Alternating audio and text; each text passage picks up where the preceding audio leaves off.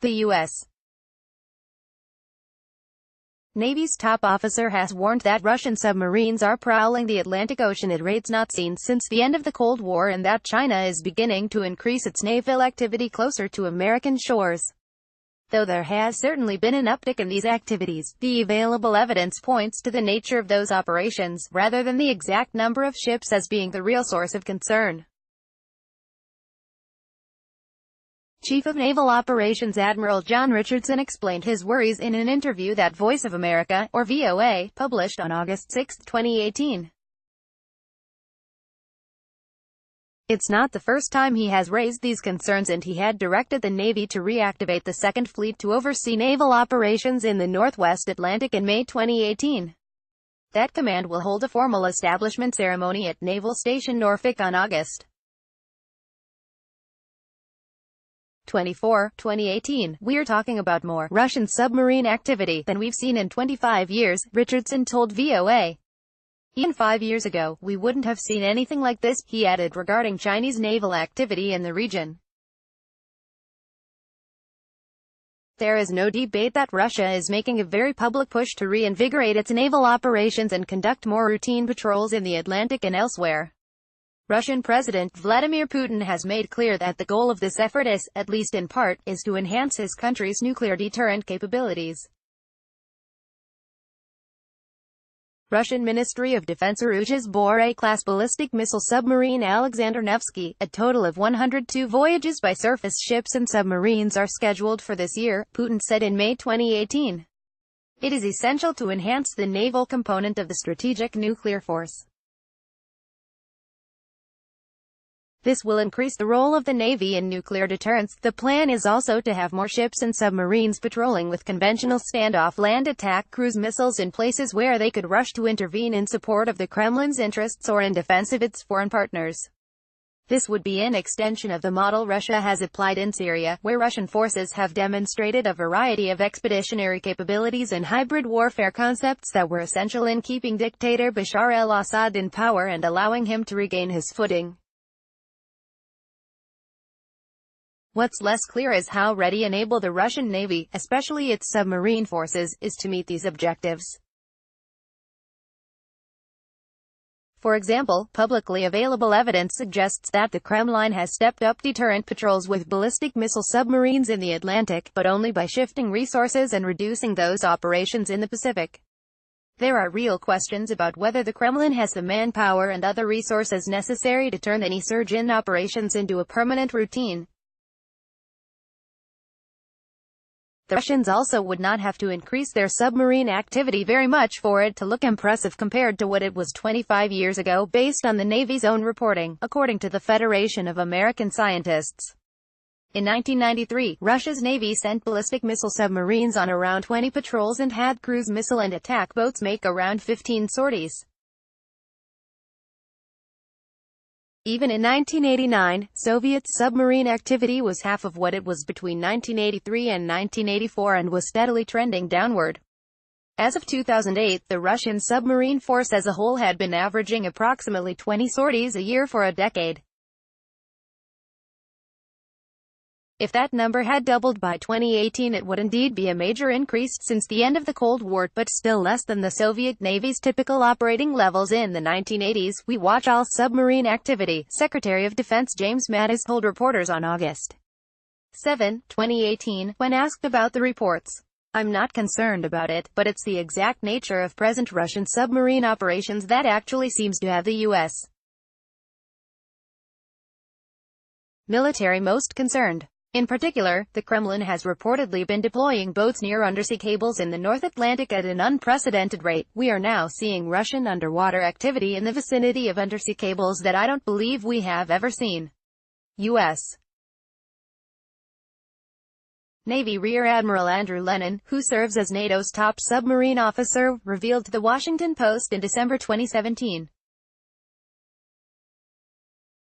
"Russia is clearly taking an interest in NATO and NATO nations' undersea infrastructure. Russia has invested heavily in special mission submarines that experts widely believe can cut and tap these capable, which could allow them access to sensitive data or give them a means to cut off the flow of information in a crisis." In 2016, at an event the National Defense Industry Association hosted, Robin Brunner, then Director of Science and Technology for U.S. Northern Command, used the Russian Navy's nuclear-powered midget submarine Losharik as an example of Worrisome maritime, dark targets that were especially difficult to detect and monitor.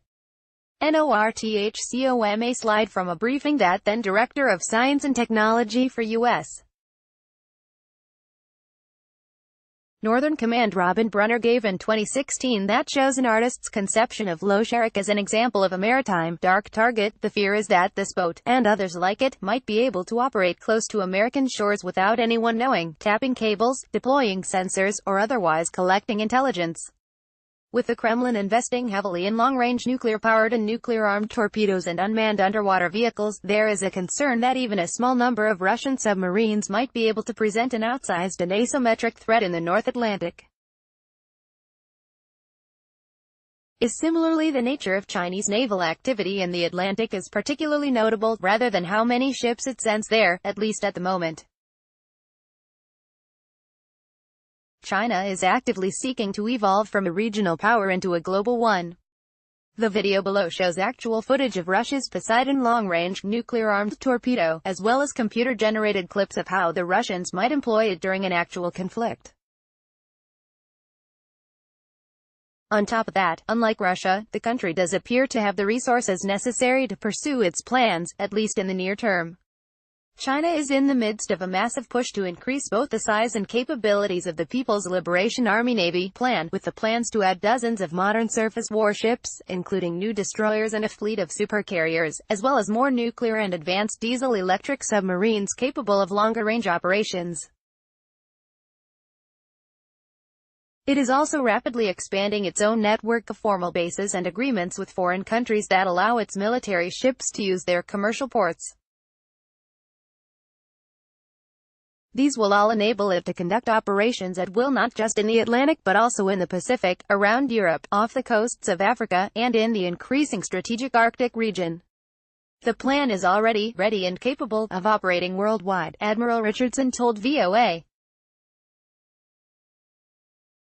There's certainly a pacing competition for us in terms of the naval threat, much more so than Russia. China appears to be the United States' next major global competitor, with the plan at the forefront of its ability to project force, as well as economic power well beyond its borders. The Chinese military is already challenging the U.S. Navy's ability to operate freely across wide swaths of the Pacific region. Richardson is right to be concerned that authorities in Beijing might be interested in expanding those activities into other areas where the U.S. Navy has typically enjoyed unfettered naval supremacy.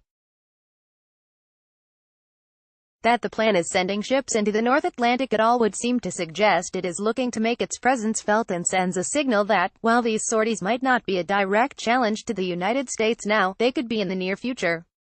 Chao Tianfu, Color China Photo, Op a Chinese Type 091 nuclear-powered attack submarine. With the reactivation of Second Fleet, which the Navy had shuttered in 2011 due to budget cuts and limits concerns about threats at Atlantic at the time, it is clear that the service is taking this uptick in naval activity seriously, whether it's cause for actual concern right now or not. It is definitely important for the U.S. military to begin devising ways to mitigate any future threats now. Stepping up American naval operations in the northwestern Atlantic could be a daunting task, given the existing strains on the service's surface and subsurface fleets, maintenance backlogs, and personnel shortages, not to mention other operational demands. The Navy has a long-standing goal of a total fleet size of 355 ships to help mitigate some of these issues, but even with a new influx of funds, it has been difficult to see how the service would get there anytime soon. At the same time, operations in the North Atlantic could be a perfect opportunity to test out new operational concepts and the use of smaller ships to cost-effectively monitor a region of interest. The relatively limited area that Second Fleet has to cover would be a good proving ground to explore the Navy might be able to do with its future guided missile frigates, its growing fleets of long-range unmanned surface and undersea vehicles, and other emerging technologies. However the Navy decides to respond to increased Russian and Chinese naval activity in Atlantic, it will have to ensure its plans truly address the complex challenges those operations pose, regardless of how many potentially hostile ships and submarines are actually cruising around the region. Contact the author, jtrevithicpr@gmail.com. Don't forget to sign up your email address.